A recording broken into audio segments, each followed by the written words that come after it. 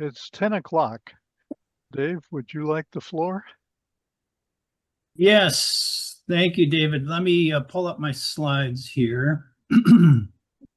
Would you like someone to watch hands and tell you when people would like to ask a question or make a contribution? Or would Yeah, you that would, like us to hold it until the end and ask questions? I, well, I think what I'll do is there'll be a few points where I'll ask for questions. And if you have a burning question, feel free to jump in. And I'm not good at noticing people with raised hands I am on Zoom. very good at it, but What's that? I'm good at it. But David can do it also. Yeah, either one. Let me know if somebody's got their hand raised, if you see it. Okay, let's see here. Let's get started. My name's Dave Bengston. I'll just briefly introduce myself. I'm a retired now social scientist and environmental futurist with the Strategic Foresight Group of the U.S. Forest Service.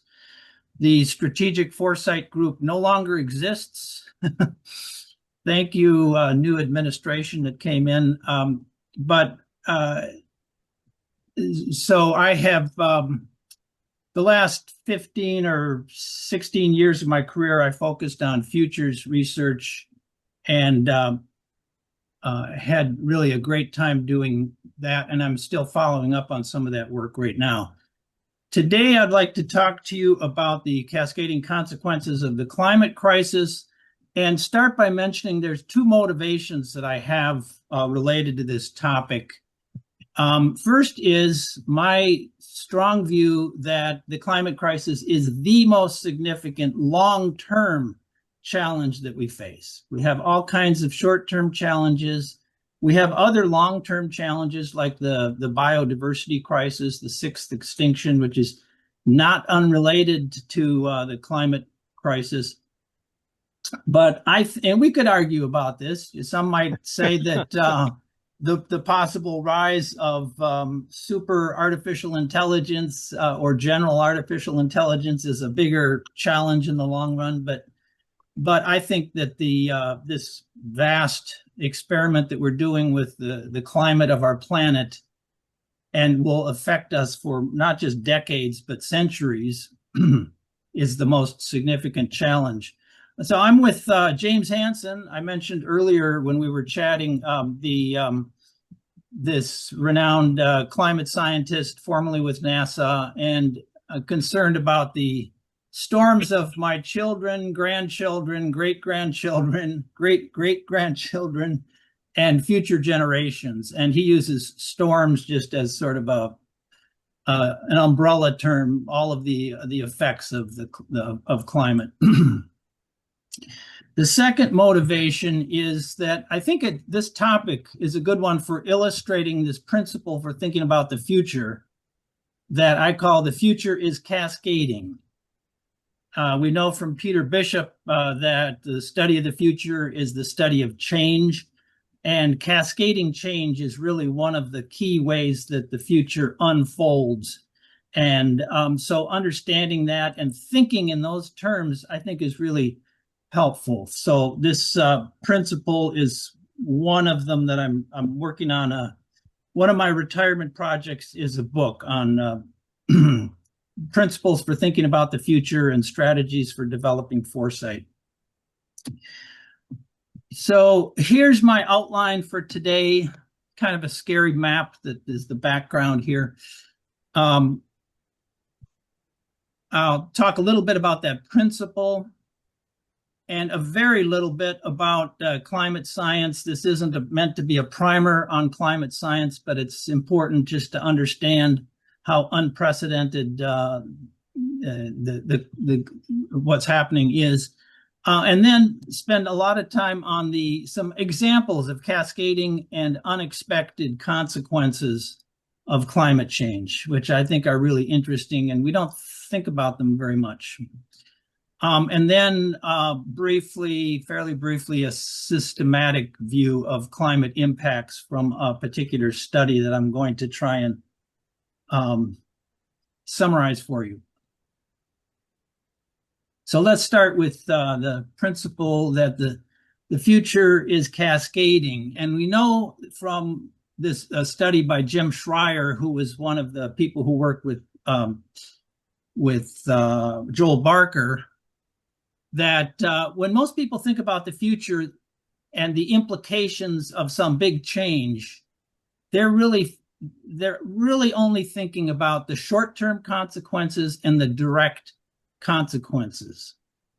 Mhm. It seems to be the way our brains are hardwired. Maybe it's an artifact of evolution or something, but those immediate threats, those direct consequences, the short-term thinking, unfortunately, it's very common, and there aren't very many other than futurists that are thinking long-term. So Minnesota futurist Joel Barker was a big proponent of what he called cascade thinking, and how one big change can lead to a whole bunch of other changes. Each of those other changes leads to further change and possibilities. And Joel was a real proponent of that type of thinking, because it will help reveal these higher order consequences of change. It can uncover a cascade of unanticipated change, and it creates some insights into possible futures. In other words, foresight, which is what we really want from thinking about the future. I've used this figure many times, but there's, just to illustrate cascading change, there's some initial change that happens in the present. A bunch of direct consequences happen from it. There may be dozens of them. Each of those has second order, and then each of the second order impacts have third order consequences. So that's the way I like to think about cascading change. And so I just want to pause for a second here, briefly. Does anyone have thoughts about what are some strategies for exploring the cascading future impacts of change? Any ideas? Dean? I think you have to look back, right? I mean, we'll hang around for 200 years or 1,000, but I think you have to look at things that have cascaded before, and then how does that model fit today, or does it? I know it's, and what you said, Dave, about that is exactly the way the human brain is constantly predicting the future, milliseconds. That's Right. what we do as a species, and many species do. Cats do it. Oh my God, somebody's going to eat me, or Yeah. yeah. All right. But it's those immediate short-term threats that we tend to focus on. Right. Because short term is what helped us to survive. Yeah. Yep. I think, Dean, you're absolutely right about looking back. And that's interesting. That's why I think a lot of historians, there are a number of academic historians who've gotten into futures and published books on futures, because they have seen how things change over time, and those patterns are relevant for thinking about the future as well. Yep. Anybody else? Tom has a follow-up. Oh, yeah. Yeah. Getting the second and third order predictions is a great idea, and it's really helpful. Mm-hmm. But if you've missed the first order prediction, you're done. Yeah, good point. If your original assumptions were incorrect or whatever, then yeah, I know. Yeah, and unfortunately, with the climate, there's a lot of the population that is in denial about those direct or first order implications. Well, I know a few. Less and less, though. Yeah, I Because hope you're right. They're living it. Some of the strategies for, and I'm just going to talk briefly about these, but a few weeks ago, I know in Minnesota Futurists, you did an implications wheel or futures wheel exercise. I missed that week, but so the implications wheel, which is what Joel Barker calls it, is one really great way that it was designed to explore cascading change. And Joel described it as a strategic exploration tool for scouting the future. He had a good way with words, I think. And so the cascading change from first, second to third order consequences emerges by design from the implications wheel, from some change that's in the center. And you end up, if you're doing it with a group on big paper sheets, poster size sheets like this is what it looks like. Each of the small groups focusing on one of those first order consequences, and really a fun exercise. I went through the training that Joel Schreier and Jim Schreier and Joel Barker do, and it was really worthwhile. I've done a number of these studies over the years. So another approach is systematic review of the literature. And so there's a gigantic literature on the impacts of climate change, and just assessing that systematically, and especially now using computer content analysis and AI to evaluate it is helpful as well. There's other social science approaches to looking at cascading change, stakeholder or expert interviews or workshops, through media analysis of huge databases of news media stories or social media stories about climate impacts as well. I think another approach is through science fiction or climate fiction, to explore using imagination and creativity to explore what could happen 10 years from now, 20, 50 years from now, if the climate crisis or whatever the change is proceeds. These are some of my favorite climate fiction books. I Cheerfully Refuse, because it was written by a Duluth-based, he's now Duluth-based writer, Leif Enger, and much of the story takes place on the North Shore of Minnesota. And it really helps you feel like what life could be like in a increasingly climate disrupted world. Parable of the Sower, probably the first climate fiction book. Hum is one I read recently, and it's more about the effects of AI and robotics and social media in a near-term future, but it takes place in this setting of a warmer, uncomfortably warm climate, and with poorer air quality due mainly to wildfire smoke, which sounds awfully familiar to me here in Minneapolis. And so that was a good one. And as Dean mentioned, look backward to see forward. This is the idea that historians, including not just conventional history, but counterfactual histories, and there are a number of, like these two shown here, there are a number of really leading historians who've written counterfactual histories about how things could have been different if just one little thing had changed. If the British had won at Saratoga and the American Revolution failed, where would we be? What could have happened? And there's really a big literature on counterfactual history or alternate histories, which really interesting to dive into if you haven't looked at that. Okay, that was a little bit about this principle of cascading change, and now just a little bit about climate science. And somebody's trying to contact me on social media. I'm going to ignore that. Yeah, it's an ism, insidious social media. Yep. So people ask a lot of questions, like, hasn't the climate changed before? Yes, of course it has. Isn't climate change a natural process? Yes. Isn't current climate change just part of this natural process? No, not really.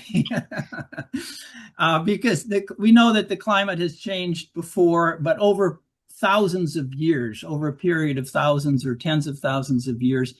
And this change over these thousands of years happens mainly because of the Earth's movements, the Milankovitch cycles, mostly a wobble of the Earth on its axis, which creates the ice ages and the interglacial periods that we're enjoying right now.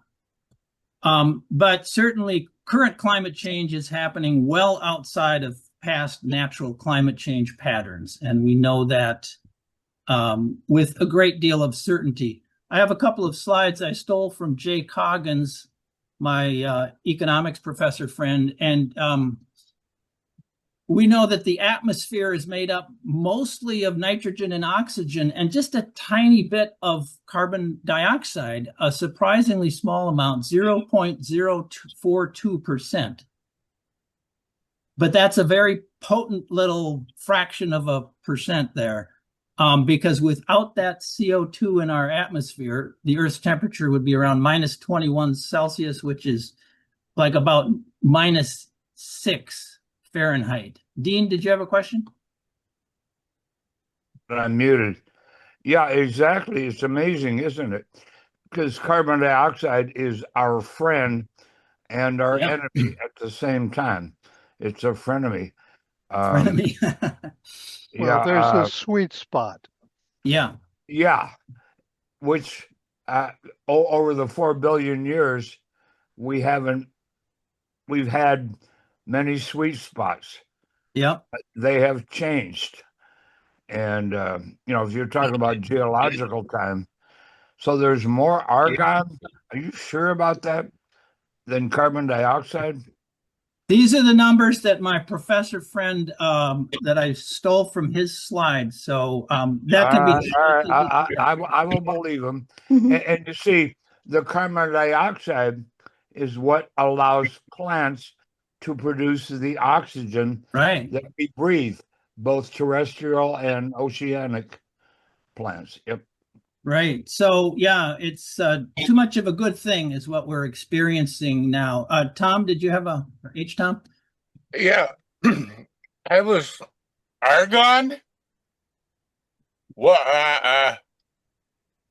I mean, I know about argon a little bit, but almost 1% of the atmosphere. Let's check on that. We can do some research and find out about it. I'm not a climate scientist. I'm a social scientist, but I was trusting my friend Jay's figures here. Tom Walsh. Yeah, argon is, as you know, a noble gas, so it doesn't combine with the other ones, the molecule or atoms, and it's heavy. And it's heavy enough to stay in the atmosphere, unlike helium, which we lose as it rises up through the atmosphere. So the argon is fairly constant, and I could believe that number. Yeah. Well, we can check on it. Let me move ahead here if I could. Yeah. We've been two AIs agree that's the number.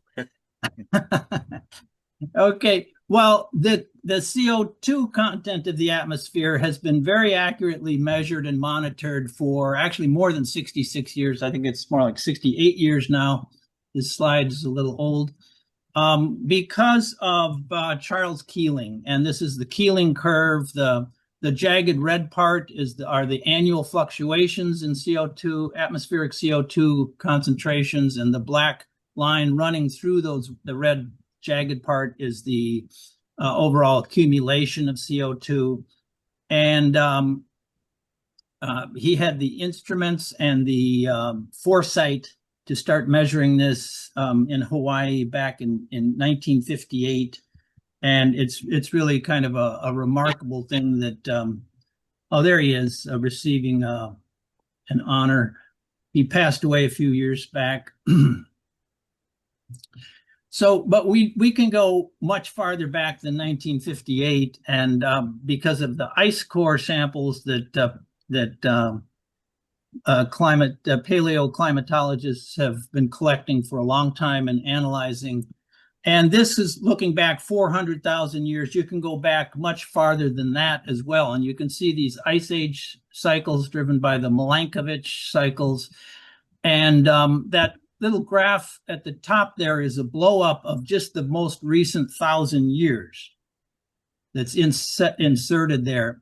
One thing I wanted to mention too is that over the past 400,000 years, and actually the last 800,000 years, we haven't gone above 300 parts per million of CO2 in the atmosphere. And we know this because of, I'll get to it in just a minute, but because of analysis of those ice, the little bubbles of the ancient atmosphere contained in those ice cores. We should be going, given we're at kind of the peak of this, we've been at the peak of this interglacial period, this mild climate of the Holocene, that in which all human civilizations have developed during this nice Goldilocks era that we've been in. And we should be going into a cooling era, according to these Milankovitch cycles, but we are not. And so the current level actually is off the charts. We're at 422.7 parts per million currently. So really unprecedented.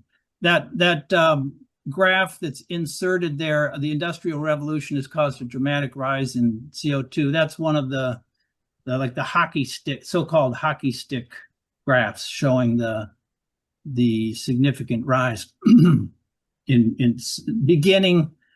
Well, it began with the Industrial Revolution, but really started to accelerate rapidly during the mid-20th century.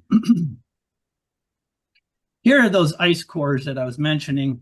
And you see in the middle top there, that figure with the dark black stripe, that's a period of great ancient volcanic activity, and it shows up in the ice as a black stripe. But there's a huge amount of information in these ice cores. Some of them they're broken into pieces, but if you put them all together, they would be up to 2 miles long. And Richard Alley, the paleoclimatologist, has a book called The 2 Mile Time Machine, which is really fascinating reading.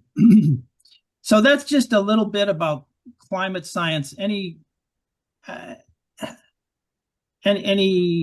comments about that? I think it would be really great to have a real climate scientist come and give a thorough treatment of. Of an AI climate scientist, DuckDuckAI. Yeah, our atmosphere is nitrogen, oxygen, and argon, and other trace elements or trace gases like CO2. Now, CO2 and water, is remarkably low. Water Yes. vapor. And water vapor, correct? Yep. Yeah. Interesting. Thank you, Dean. Anybody else before I move on to some of these cascading? Yeah, Carol. Okay, I will mention just quickly that the noble gases not combining with anything is not quite true. We have xenon hexafluoride and have had it for, 20, 25 years. So there's semi-noble. Oh, yeah. huh. Interesting. Yeah, thank you. Thank you, Carol. Okay, I'm going to move on then and talk about some sort of random examples of cascading and some unexpected consequences of the climate crisis. And I think before I get into that, this is one of my favorite quotes of all time. The brilliant writer Margaret Atwood said, calling it climate change is too limiting. I would rather call it everything change, because everything is changing in ways we cannot yet fully understand or predict. And I think she really nailed it there. Call it everything change. And here's a similar statement by a retired military guy, a retired admiral, who in 2014 said climate change isn't just an environmental, issue. It's technology, water, food, energy, population issue. And what's the weird thing about that quotation? To me, it's weird that this military man forgot the national security impacts of climate change. And the military have, of course, been concerned about that issue, the national security and conflict related implications of the climate change for a long time. But I thought that was interesting. By the way, the book that this is quoted from, The Future Earth, is a good one by climate journalist. He's a meteorologist by training and a journalist based in Minneapolis, Eric Holthaus, The Future Earth. And he does a little bit of futuring in the book as well. He describes in depth some scenarios related to our climate future.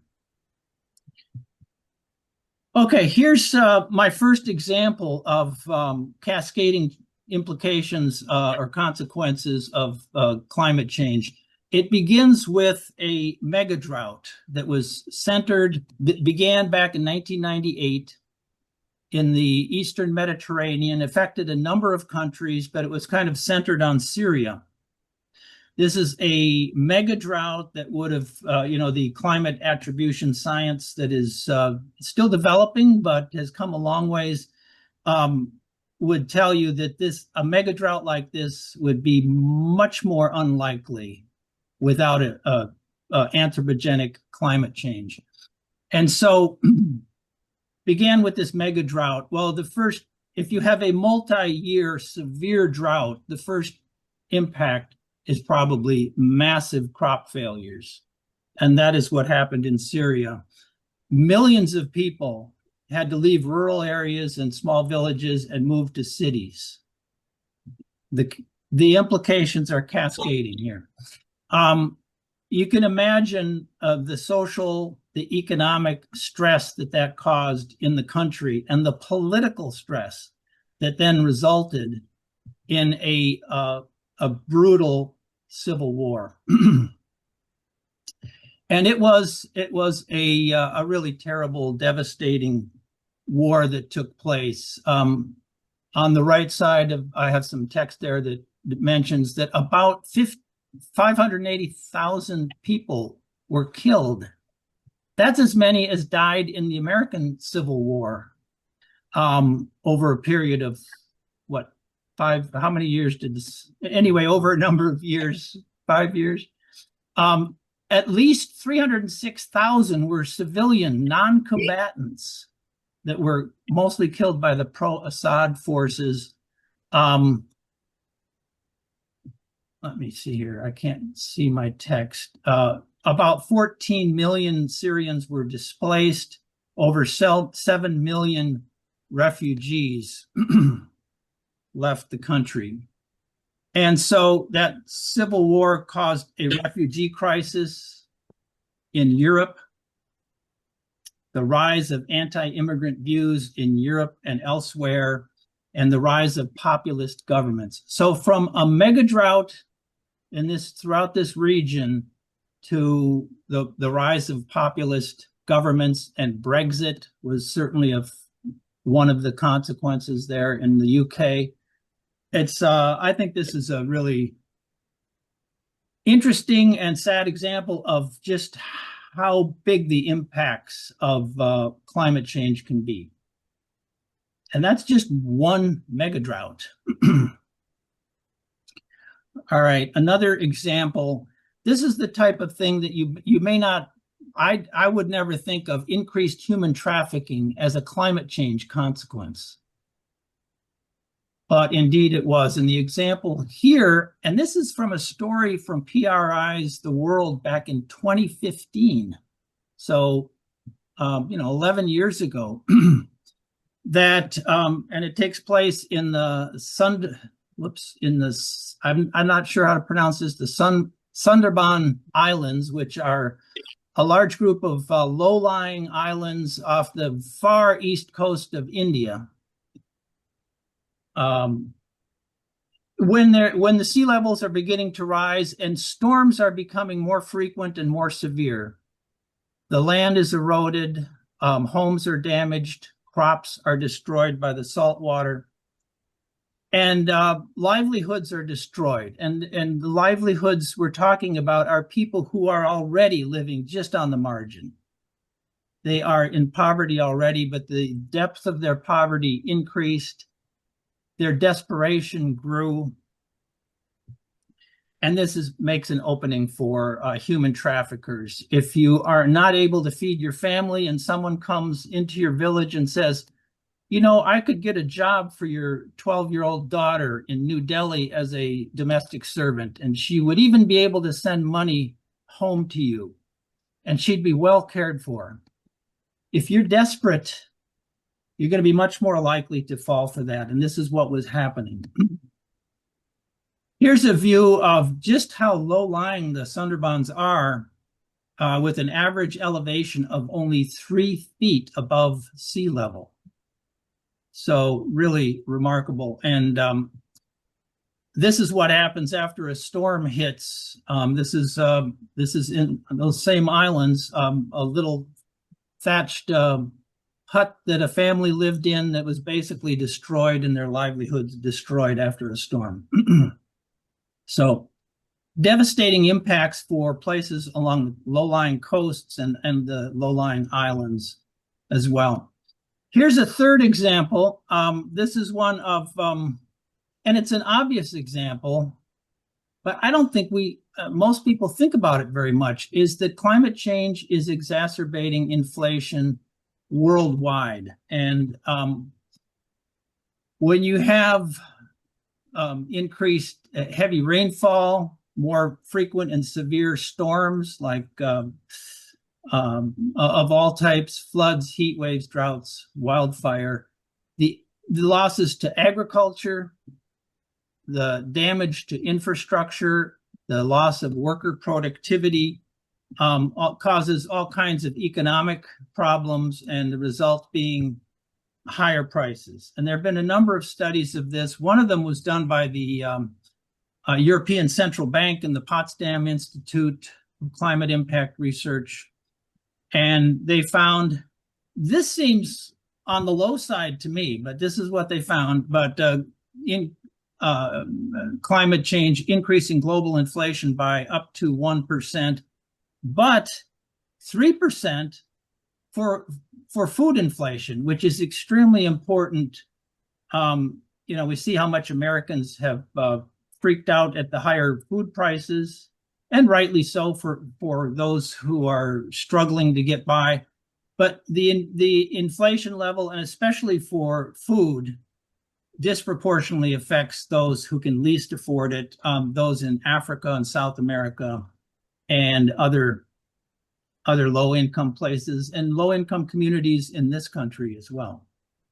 Yeah, so I go ahead. my hand. Yeah, I wanted to mention when mothers can't feed their children and fathers can't feed their children, their wives, that, as that gal said, it's everything change.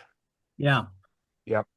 When you're desperate, absolutely. And there's a famous quote. I wish I had it, but when people have nothing to eat, the upshot of this quote, which I'm summarizing, is that within about 9 days, anarchy will prevail, because you will break into your neighbor's house to get food. If your children are starving, you'll do anything. The Donner Party and all the above. Yeah, you a mother and a father will do anything to keep their children alive. Period. Yeah. So that's one of the big economic, and it's so slow and insidious. Only 1% or maybe 3% of your food budget, but that's on top of other inflation that's caused by higher fuel prices and higher fertilizer prices and things like that. I'm going to call on myself again. Yeah. You can you can drive my 20-year-old Honda CRV. I have a newer car too. And that's fine. You can get by without a new car. You can get by without a new 84-inch TV. You can't get by without food. Yeah. And the eggs, that was just a poster boy for food prices. But yeah, when food goes up, people notice because you have to eat every day, or most people do. Yeah, or you can miss a couple of days, but then you start to really get desperate. And so I think that there's a thing to be said for fasting, but yeah, I've tried it. I've never made it past one day. Yeah, I've done a 24-hour fast one time just to see how that felt. But I was younger and stronger then. Yeah. I think that in the long term, the potential impacts of climate change on the world's agricultural systems and the possibility of multiple bread baskets of the world failing because of drought and so forth is the most serious near term, at least, consequence of climate change. 100%. Yeah. So here's another example, and this is one that this is a Washington Post article about gentrification by fire. And we see this wherever there have been devastating wildfires. This story is about California. It says the West's new climate is exacerbating housing inequality in the quintessentially blue state of California. But it's not just California that it's happening. It's wherever there are devastating wildfires. And so as these mega fires have increased and also flooding has resulted in gentrification, it not only reduces the existing housing stock, but also reduces the land that might be suitable for building. If you can't, if you're not allowed to build in the floodplain anymore, and you used to be able to do that, the new homes that are built after a natural disaster are consistently more expensive than the smaller homes they were replacing.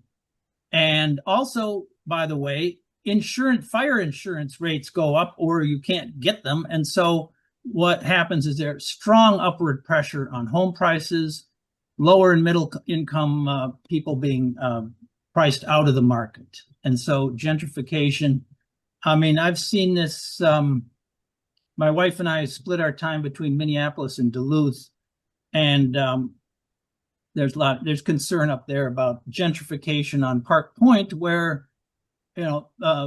wealthy people have bought multiple homes, torn them down, and built a gigantic mini mansion. So it just exacerbates the housing crisis that we have here. So those are some of the cascading impacts, and then I have a bunch of examples of just surprising or weird, just plain weird impacts of the climate crisis. I'm sure you have examples that you've come across as well. This is one that seems really trivial to me because I'm not a big beer drinker. I'm happy to have maybe a beer once a month with a friend of mine.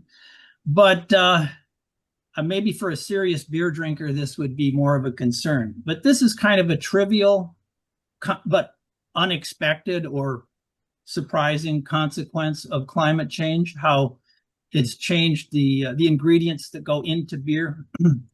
This is a much more serious consequence. This is a report from a few years ago about hotter classrooms and the effect on student learning. And if classrooms are not air conditioned or inadequately cooled, it has a real impact on student learning. And there's no doubt about that. And by the way, it's not just America's classrooms.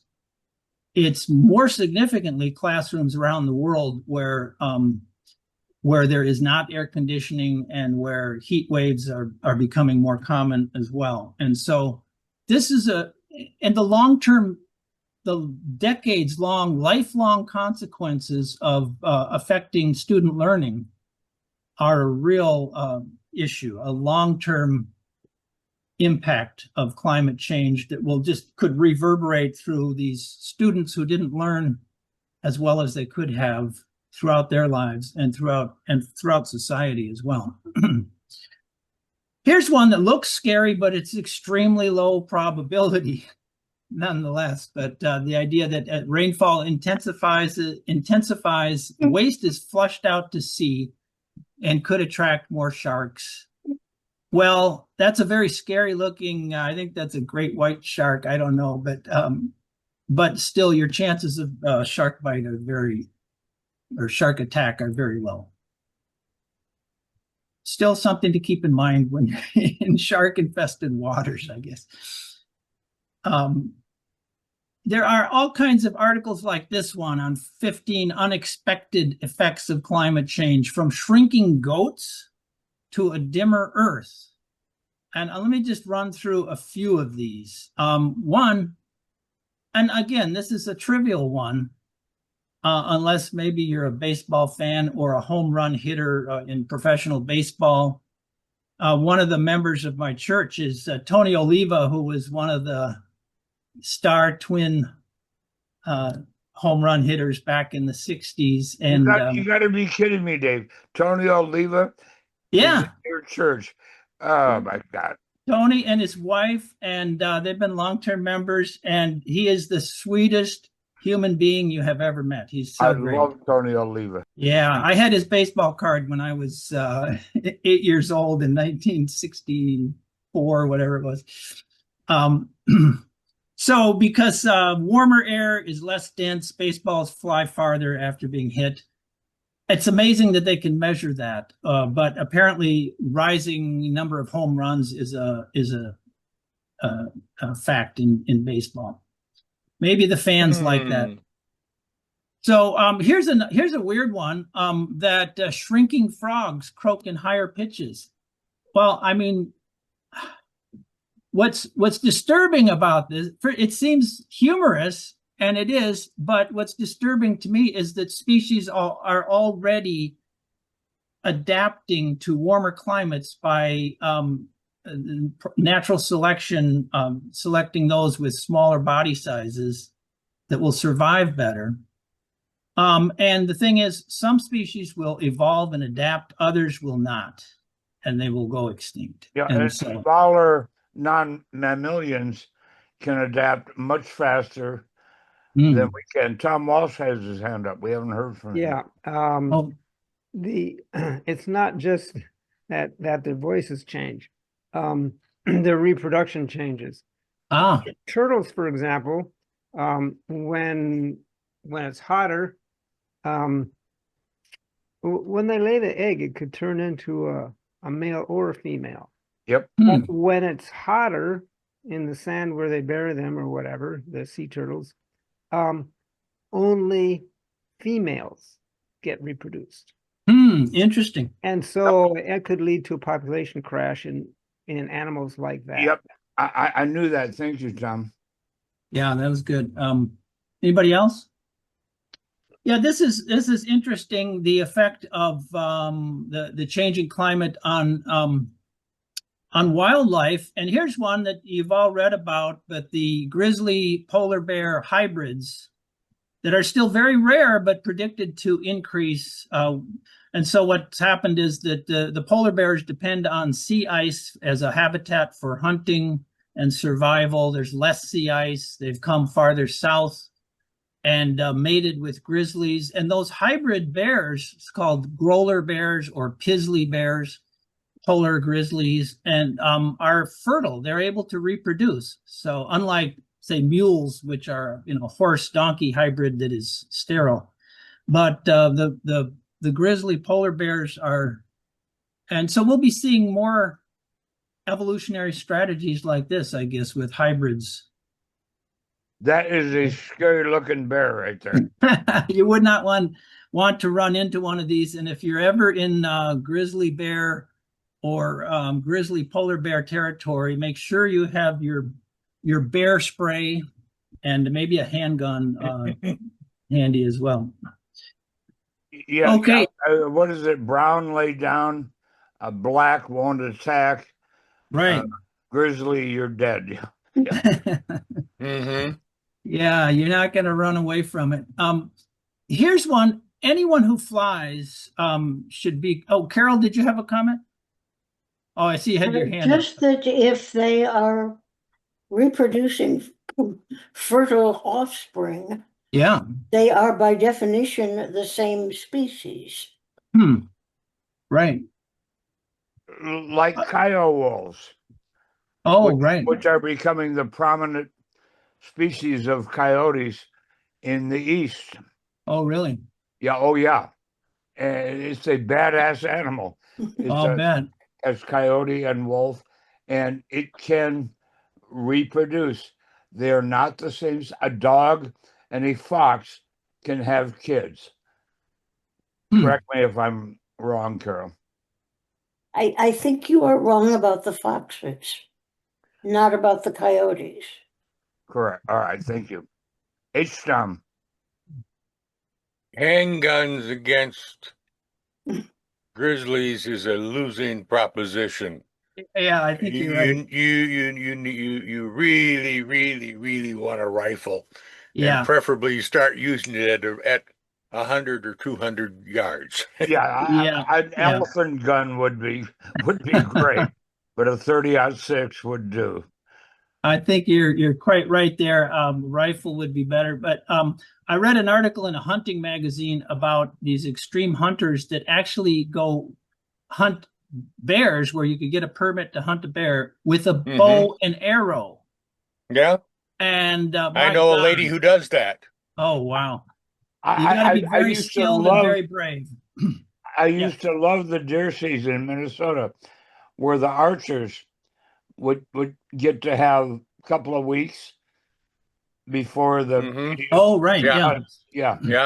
And they would go out and they would hunt their deer, old school, and I mean that's mono animal, whatever you want to call it, but a little bit more of a fair fight. A little bit more of a fair fight, exactly. Yeah. Okay, here's a consequence that anyone who flies, I think, should be aware of this and concerned about it, because you really want to be buckled in, even if they take the seatbelt buckle sign off. Because if you're walking down the aisle and or sitting in your seat and the extreme turbulence is hit, you're going to be smashed against the ceiling, and that drink cart is going to be heavy. Metal drink cart is going to be flying around. In this study from 1979 to 2020, severe turbulence was found to have increased by 55%. And so it's more than that now. And 10 years from now, what will it be? What will it have increased by? Moderate levels of turbulence rose by 37%. So this is, we've all seen the stories in the news about a flight that has experienced sudden, severe turbulence, and people get injured quite severely by that. Sleep loss. This is a serious health concern. It's also a concern it's an economic concern, because workers' productivity is less, student learning is less if you're not sleeping as well. And so that's an impact of climate change. Bob, did you have a question? I see your hand is raised. Bob, your hand is up. You're muted. Okay. Can anyone hear me? Yeah. Yep. Yes. Okay. Are you going to speak at all about birds? About what birds eat, as well as the birds themselves? Because it seems to me. No. Go ahead if you have some information. Well, it's not that I have. My knowledge is the following. I have a friend I have coffee with in the morning. He lives it kind of like in the midst of a forest on the west side of Lake Harriet. And there used to be all sorts of birds that would be there. Owls also. Now there's very little. Okay. And so it might just be that they're shy, but I think it's more than that.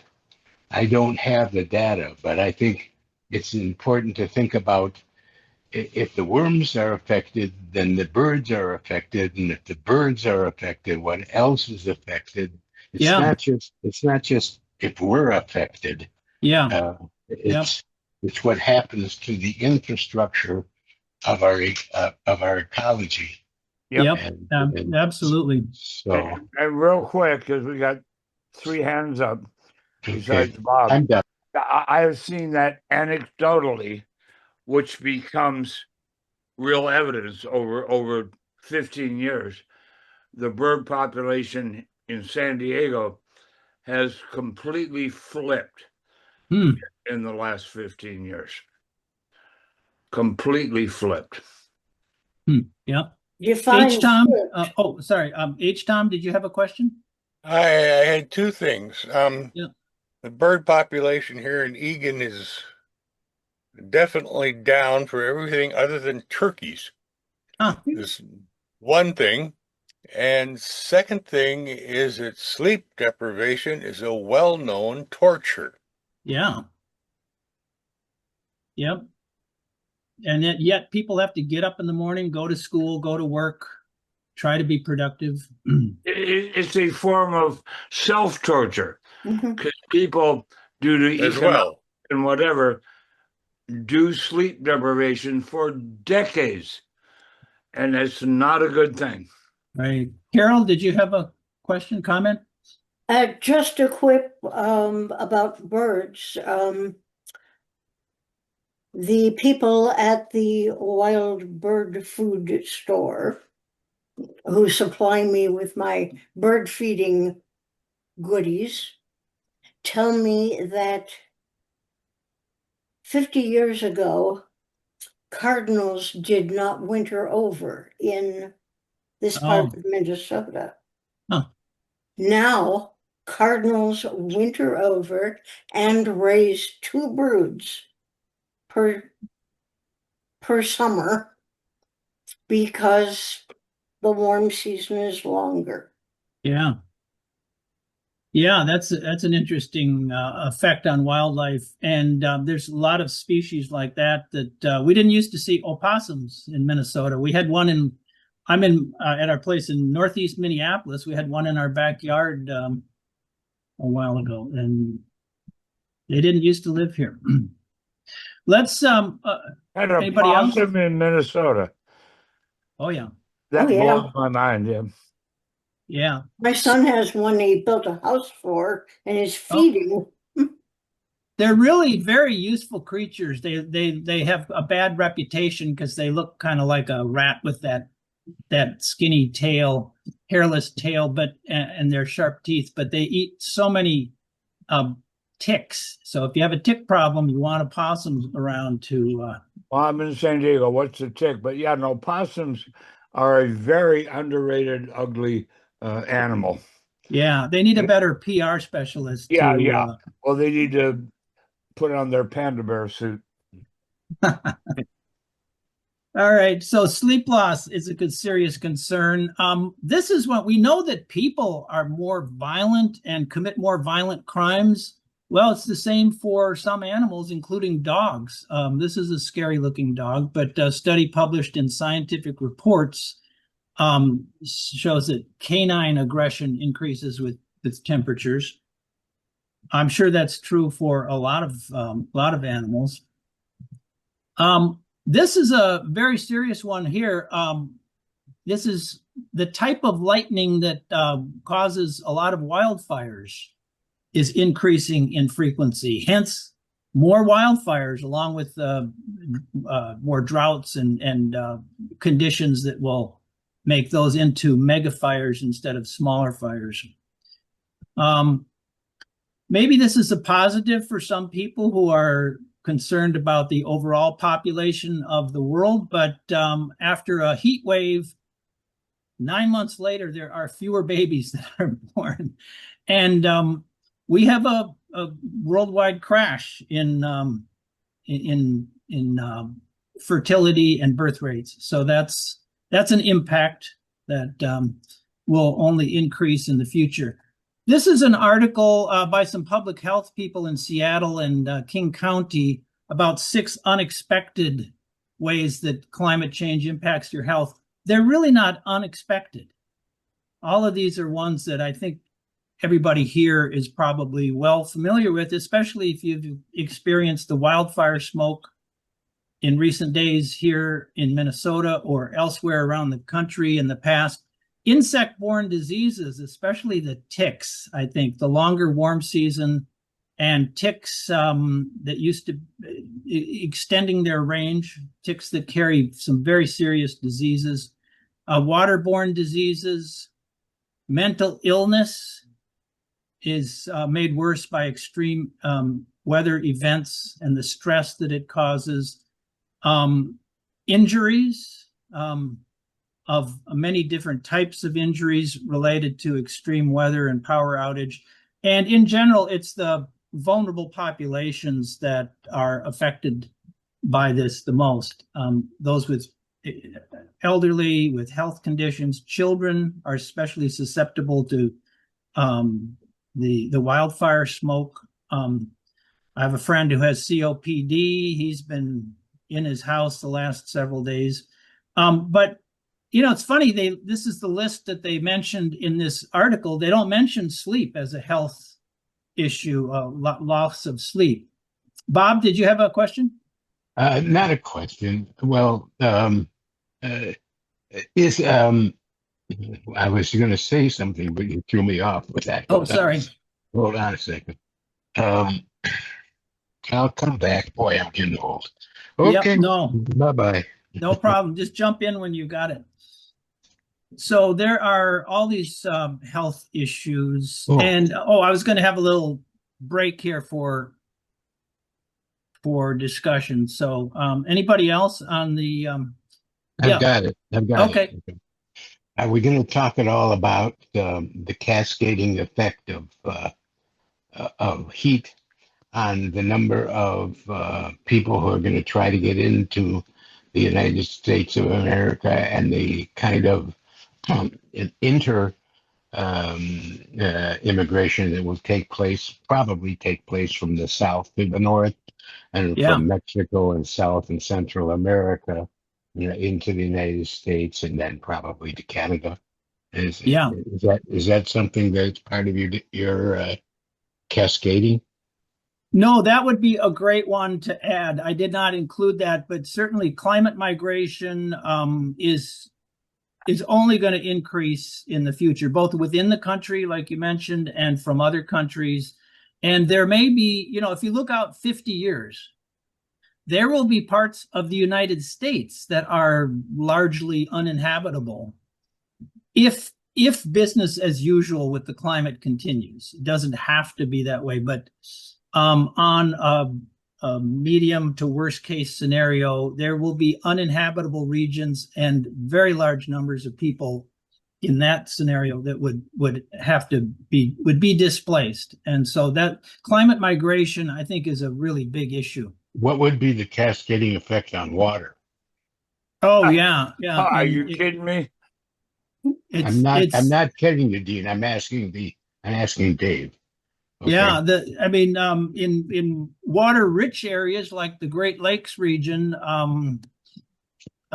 just the pressure of people wanting to move to relatively climate-friendly areas. There's no climate-proof region anywhere in the world, but if you have a large supply of fresh water, surface fresh water or groundwater like we do in the Great Lakes, that's going to be a magnet for people and all of the stresses that influx, large influx of people would result in.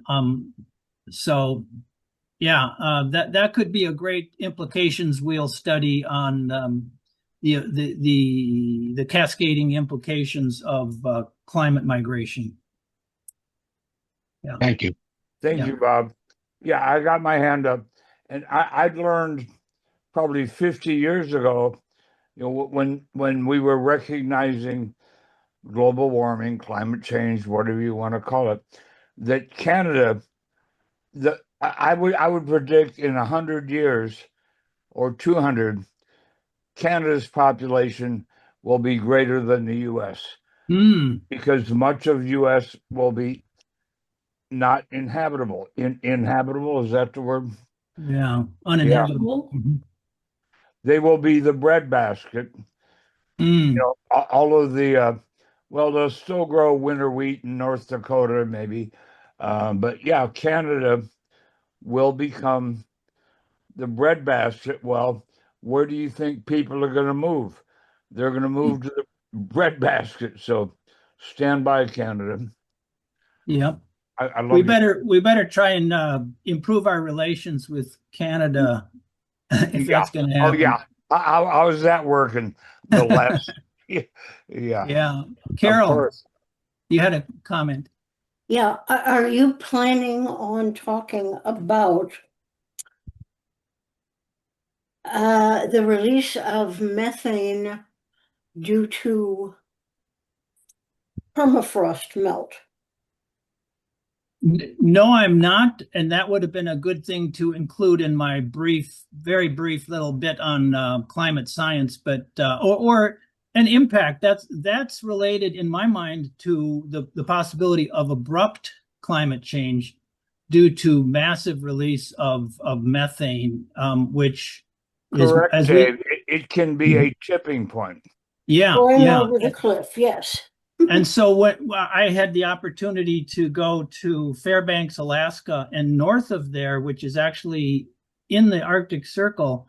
And I saw firsthand the buckling of roads due to melting permafrost up there. And I went in some permafrost tunnels that were created long ago by the military, I think up there, that they have to artificially refrigerate near the surface so that they stay frozen. And so yeah, the melting of, and so the effects of thawing permafrost and the release of methane like is all of Siberia.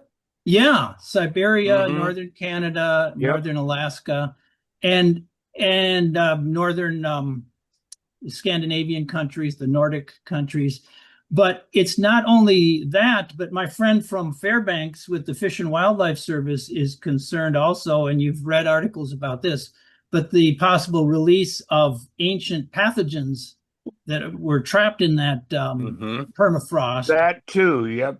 That humans have never experienced because they've been trapped since, for many tens of thousands of years in some, perhaps. And so the possibility of a pandemic caused by ancient pathogens is another, but it's kind of a worst case scenario.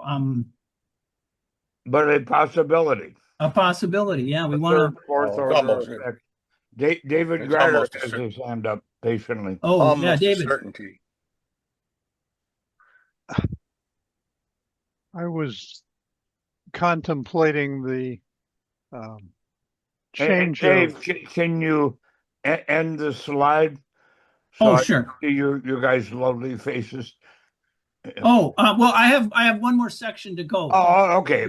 We're just taking a little break fine. Here, but I'll put my reading glasses on so I can.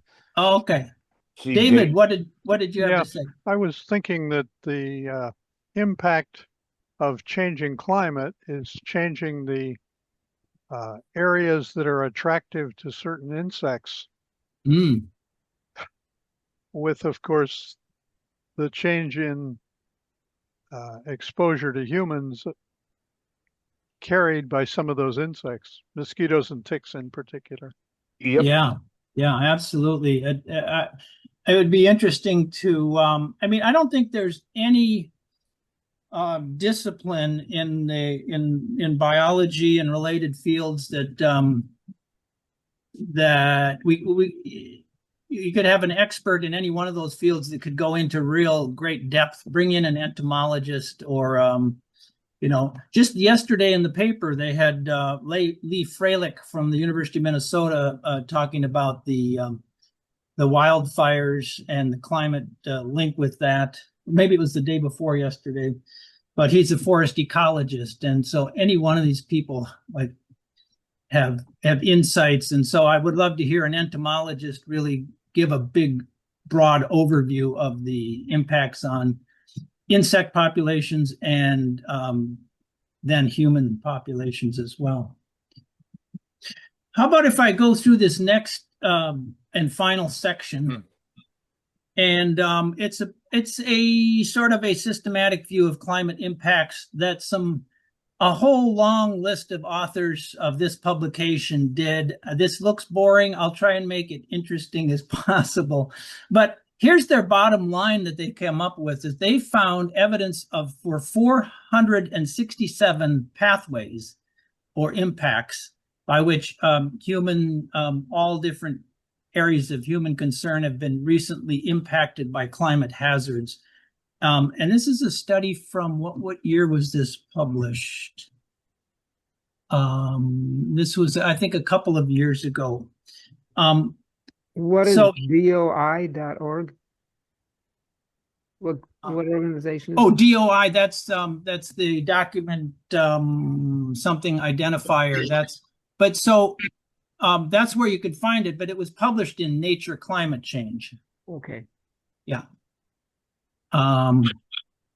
So here's what these authors did, and I think it's just a nice way to it's interesting to see how they approached this and what they found.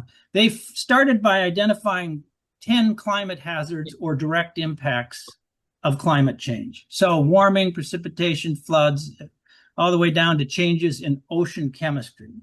So you could identify more, but these are maybe the 10 biggies. All right.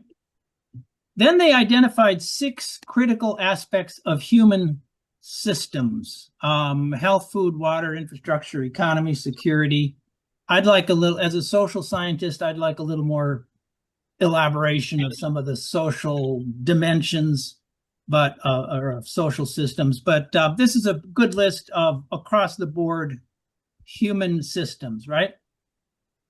And then they put those two together. So on the vertical axis, the 6 critical aspects of human systems. Across the horizontal axis, across the top, the 10 climate hazards. And they looked in the literature. They did a gigantic literature review and of the scientific literature on climate impacts.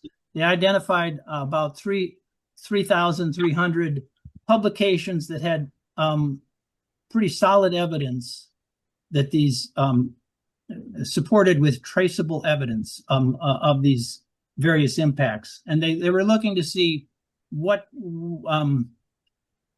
basically to fill in this grid with what they found. And here's what they found for human health. They found 27 attributes of human health. Yeah, question? Oh, I thought someone had a question there. Sorry. No, I was just remarking about death as a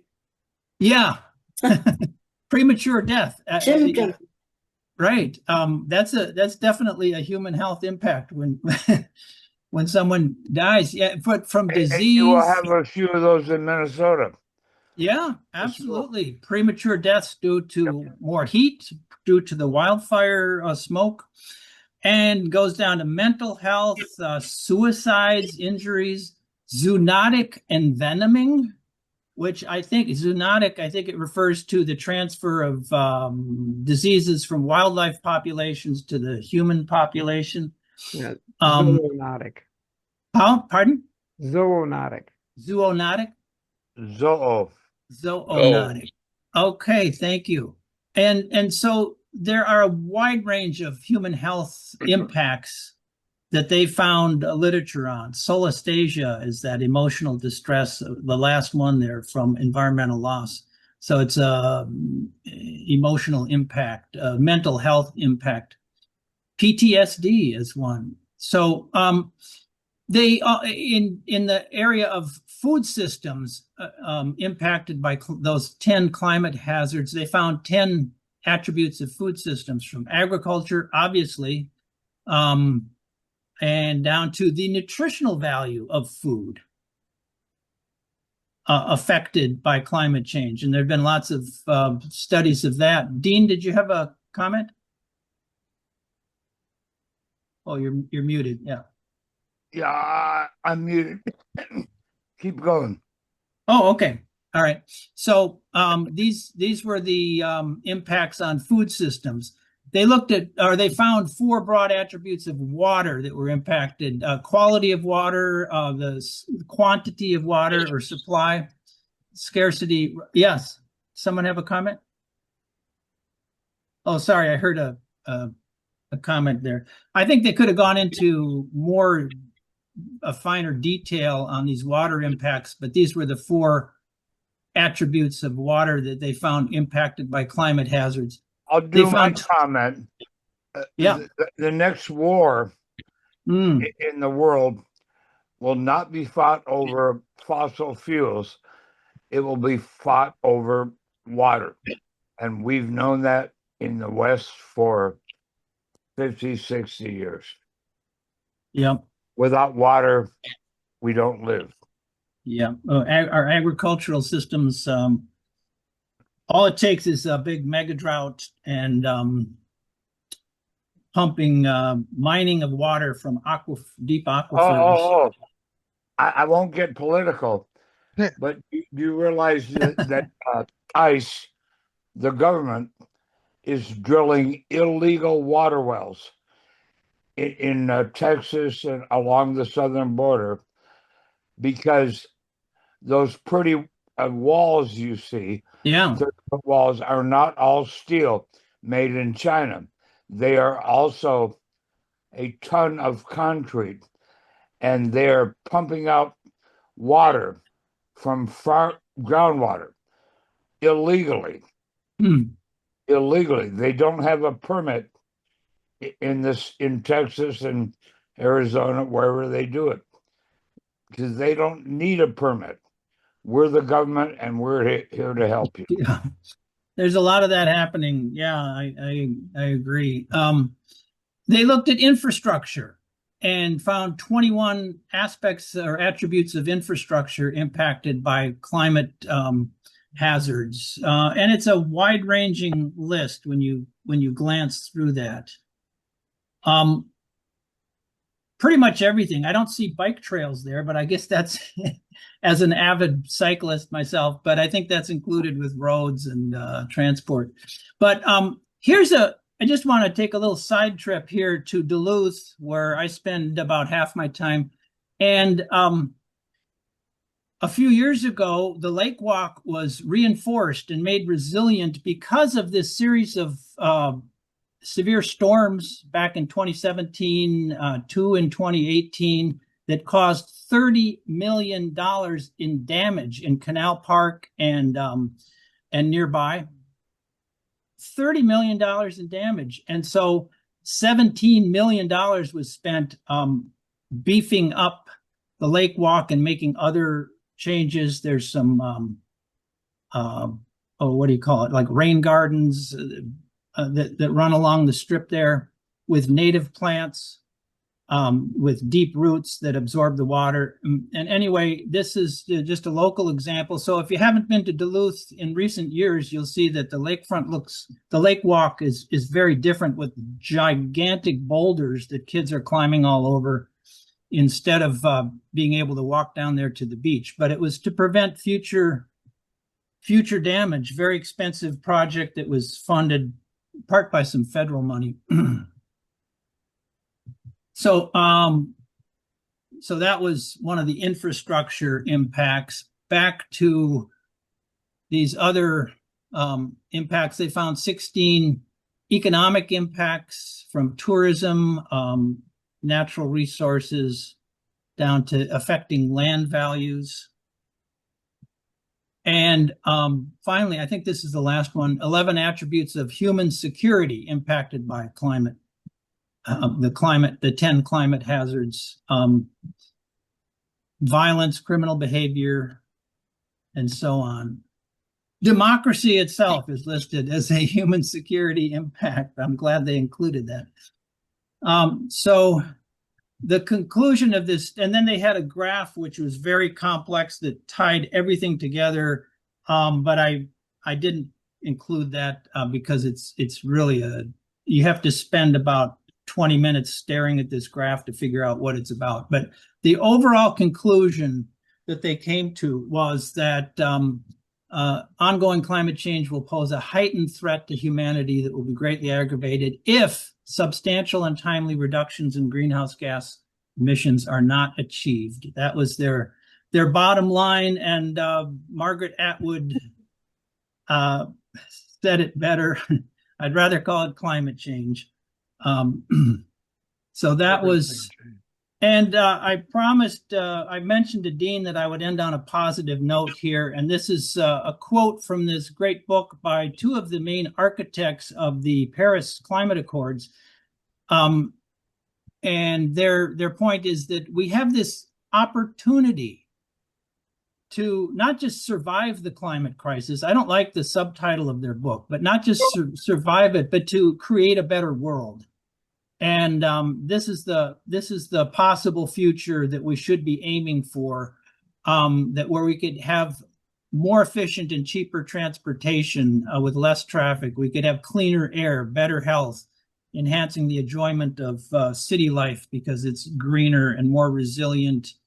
And there's more nature and so on. And so that's the future that we should be aiming for. And it could be a very positive one. I'm not a climate doom and gloom person. I think there's certainly a possibility that we could turn the corner, but it's going to take a long time and things are going to get worse before they start to improve. So that's it. There's that horribly complicated chart I mentioned. Oh my God. Oh my God. You got to really dive into it, but I'll include that with the PDF of these slides that I sent to David. I'm going to stop sharing and open it up for any further final discussion. Great. So we have a lot of time, and there is so much to unpack here, Dave. Yep. And I will, Carol has her mantras. I have my mantra. And one of them is John Ehrlichman, the population bomb. Well, that didn't happen because of Monsanto and GMO and genetic engineering. We figured out how to get 400 bushels of corn out of and we exported that to India, where they have to buy Monsanto seeds because all of Monsanto's seeds are mules. They're sterile. Oh, right. You are addicted to making us wealthy. No, we are addicted to having you make us wealthy. Mm-hmm. Yeah, but I'm talking about the Indians specifically, and a lot of second and third world countries, right? Yeah.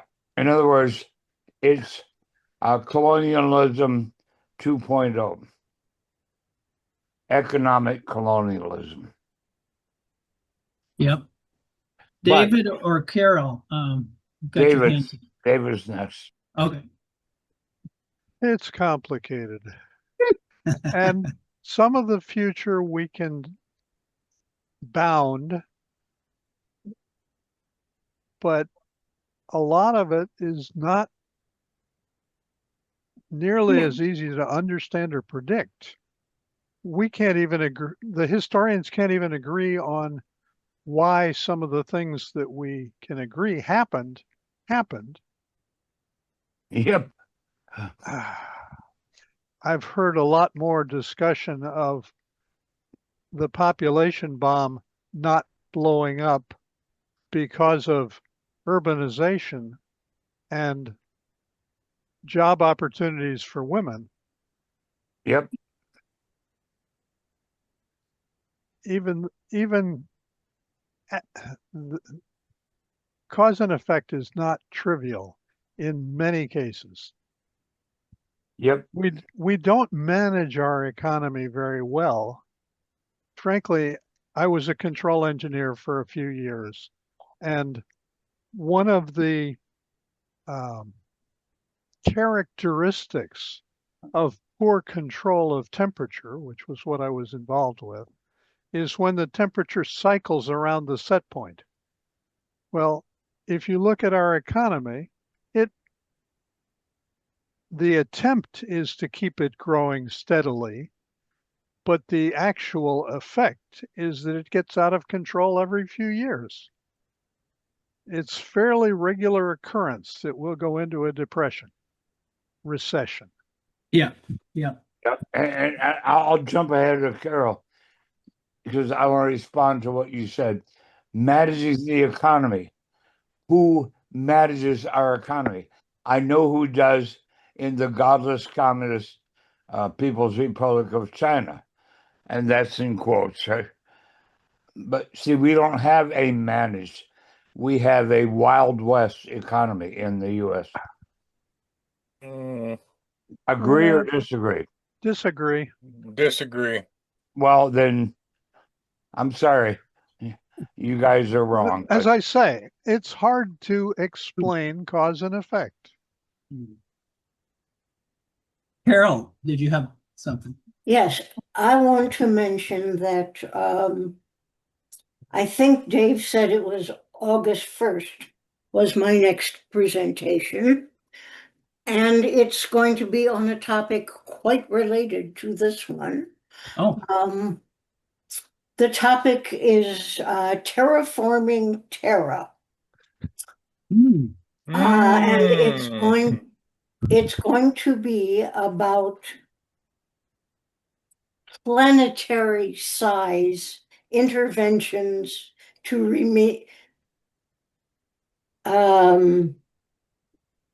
mitigate the climate crisis.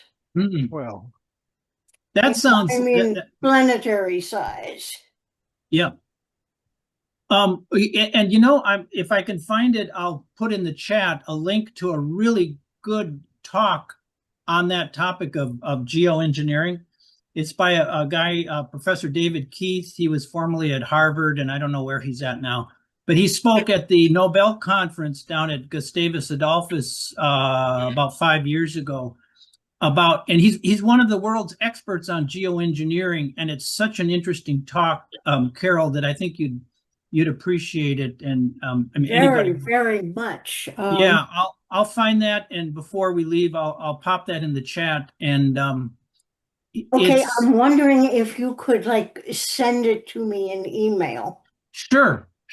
Let me just jot down your email before because I always have trouble gathering in chat. What's your email address? Or just It's Carol, CAROLE at bitstream.net. Okay, bitstream.net. Yes. Yeah, I'll send you that today. It's Carol with an E. Yes. Okay. And by the way, you can tell I've had that address for a very long time. Yep. Like there's Yahoo no account. Numbers after the Carol. Oh, wow. Yeah, that's impressive. I think I've had that email address for about 25 years. Okay, yeah, I'm looking forward to that. That's August 1st. That you told me, David? It'll be in the Minnesota Futurist meetup, but yes, 1st of August. So I don't know if that would be 3 weeks, 2 weeks from now. Yeah, about 2 weeks. Yeah, 2 weeks. Okay, yeah. Tom, question, comment? It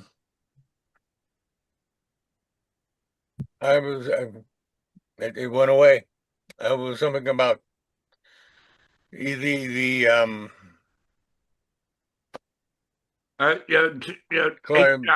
it's gone. I have mine in my brain. We'll come back to you. How's that?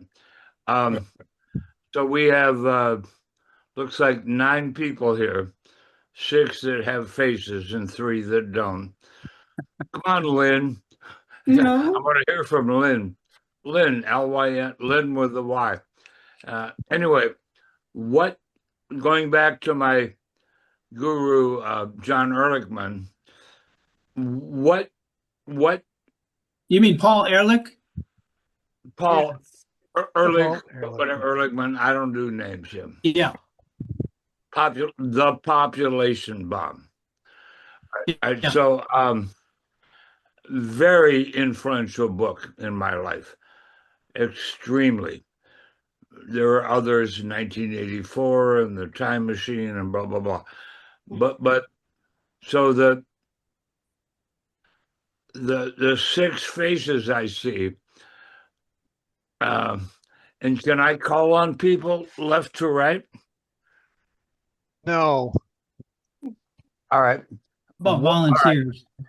Yeah, volunteers. Yeah. Okay. I can't call. I'm not the professor here. What do you think going forward is the sustainable population for planet Earth? 12 Can I- million, 100 Can I billion? take a crack at that? Please. That discussion has been going on for the last 200 years. Malthus basically said population grows exponentially and food production grows linearly, and we're all going to starve.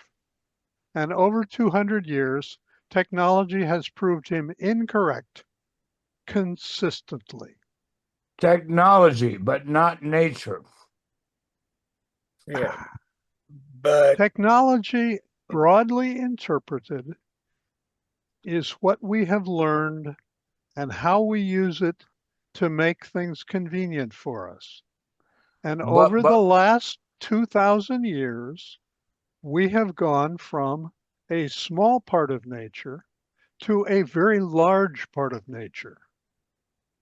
And I You love mean we nature as human more beings? than I love him. Yes, Okay.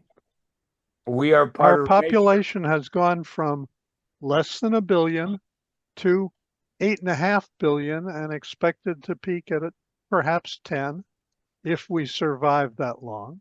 Yeah. And see, I believe that the population of Earth, the year I was born, was 1 billion, 1.1, whatever it was. So just in one lifetime, we've multiplied by a factor I of know. 8. Let him talk. Sorry. But Dean, stop interrupting him. Let the guy make a point and talk. Okay? The point is that technology has allowed us to multiply our population by almost an order of magnitude in one lifetime. Yep. We think that's probably not sustainable, Yep. but it depends on the technology. Yep. If in fact we in this country take advantage of 600 slave equivalents each of energy,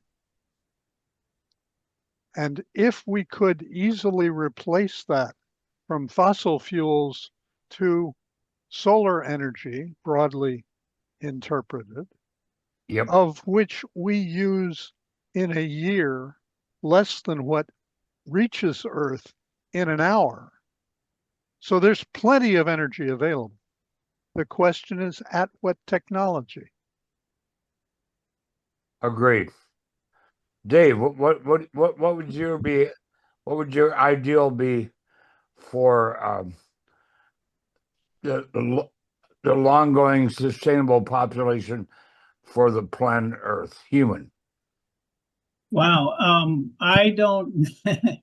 I would have to think about that as always. When I'm just asked something off the top of my head, my standard response is, like David Greider, that's complicated. I have to think about it. Yeah, I've thought about that for 50 years. Yeah. Short term 1 billion, long term 100 million. Modern farm tech may not. Thank you. Modern farm tech may not save us, as the giant corporations begin playing with the technology in an attempt to increase sales or limit modification of machineries, that may turn around and collapse. And making How billionaires much of become quadrillionaires. Bob, I see your face. Okay, so what I think is that if artificial intelligence becomes as capable as it might well become, that human beings will not be necessary, and that the capitalists will find a way discreetly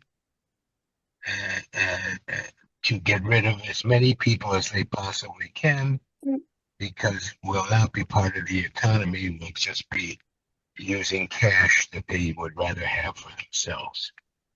So if that happens, then it could be a couple of 100,000, but it won't be because of climate change. In that case, it will be because we become superfluous as a species. That's just a thought. But yeah, no, that's a great thought, Bob. But who powers the AI centers in buttfuck Texas? Excuse me, Carol. Without human beings, they can't build their own. They can't drill their own wells. They can't yet. In other words, we fuel the AI, and AI is immensely beneficial and immensely harmful at the same time. So, Dean, yeah, buts are a very a good way of saying that this can't take place. But if you're going to think about possibilities, then you have to try to get the yabbats out of your mind and think a little broader. It is possible. It is possible. POSSIBLE that this could take place. Yep. Carol. Okay, I assume that we are leaving out really big engineering solutions like the ring world and Dyson spheres and that sort of thing. It'll take a little longer. Yeah, I would say back to when Gene was born. 1 billion. Thank you, Carol. That's my sweet spot. 1 to 2 billion. And I think with technology, 1 to 2 to 3 billion is sustainable long term. Dave? I was just going to mention, Dean, you mentioned how big the population bomb, that book for, I think it was 1968. Was that when it came out? Yep. Paul Ehrlich. And that book had a big impact on me too. Even though I was in 5th grade, that year, Paul Ehrlich was on a speaking tour around the country. And my father took me down to Northrop Auditorium at the U, and we sat way up in the balcony. It was packed even in the balcony. 5,000 people in Northrop Auditorium. And you to were hear a Paul child Ehrlich. then. I was already back from Vietnam then. Oh my God. Yeah. So it made a big impact on me. And that year in 5th grade, I did a science fair project on the world population explosion. I had all these graphs and stuff from his book. And I did not get a blue ribbon because the judges said, this isn't science. What is this?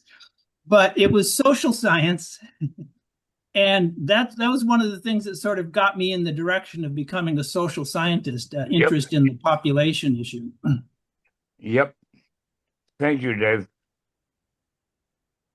Carol, your hand is still up. No. Yeah, it was just up again. It's just there because taking part in this conversation. I didn't want to shut down the There's possible. a way to lower your hand, but I will not lecture you on Zoom technology. I know how to lower my hand, I just did. But as I say, I was keeping it up there because I was part of this free-for-all conversation. I'd like to take the conversation in a little different direction for a couple minutes. Go for it. Just one of the little sections that I've been looking into with regard to food, and in particular, the discussion coming out of Rethink X regarding precision fermentation. There are organisms that we're quite familiar with. In fact, NASA has studied some of them for use in space that double their volume, weight, either one, in 24 to 48 hours. They're not commonly used for food, but they have been used over the last 2,000 years, 4,000 years in China for food. Are you looking at seaweed? Seaweed, spirulina, duckweed. There are 3 or 4 of them. And if we looked probably more than that, that could potentially radically change how we feed people. Just the difference over the last 50 years in how much we eat mushrooms, I suspect, and how we grow mushrooms, and they don't even require solar energy. So potentially there are facets of our technology that could radically change how much of land and capital we need in order to feed people. But I wanted to throw in another idea. My understanding is that the IPCC reports suggest that we're no longer headed for the extreme high temperature in 2100 that they were listing as being possible 10, 15 years ago. But they are also no longer listing the possible low temperatures that they were talking about 5 or 10 years ago. The ranges have narrowed a bit in terms of what they think is likely due to climate that's change. good news, please. The good news is it won't get quite as bad as it might. The bad news is it probably isn't going to be as good as we'd like either. Yeah, that's good news unless we have abrupt climate change and their predictions are thrown off.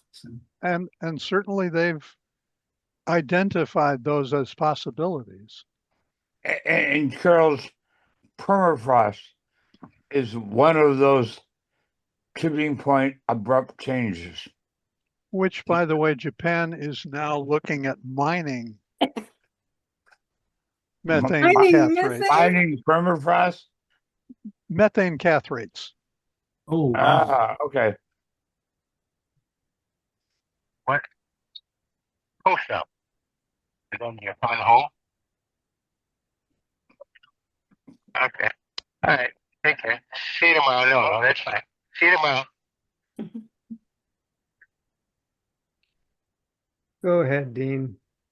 Yeah, I can't hear Bob. I think that was Bob. I think that was H-Tom. I don't know. No, it was Bob. Okay. Carol has their hand perennially up. Someone want to talk to me? We were hearing you on the phone, Bob. Oh, I'm sorry. Okay.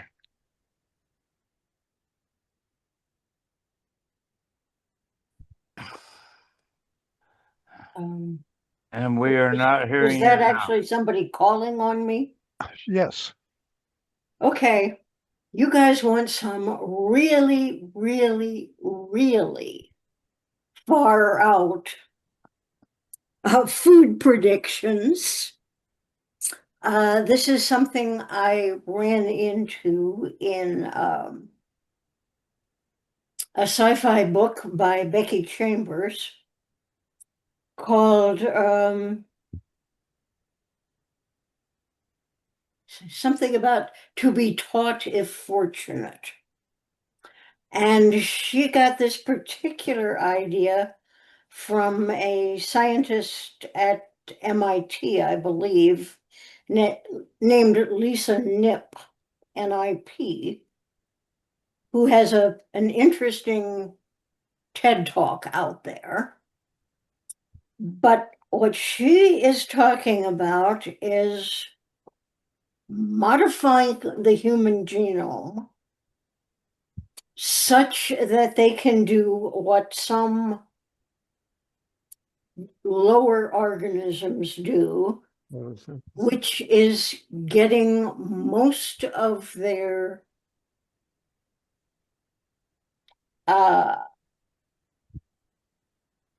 energy intake from the impact of light on the skin. Photosynthesis. In other words, you would be required to take a few vitamin supplements to make sure that you were getting some of the stuff that you would usually get out of food. But most of your metabolic requirements would be met by absorbing radiation through the skin. And as I say, that one's really far out. Yeah. What? But it's out there in a very good science fiction book. And it's also out there with a TED Talk on what some of these lower organisms can do.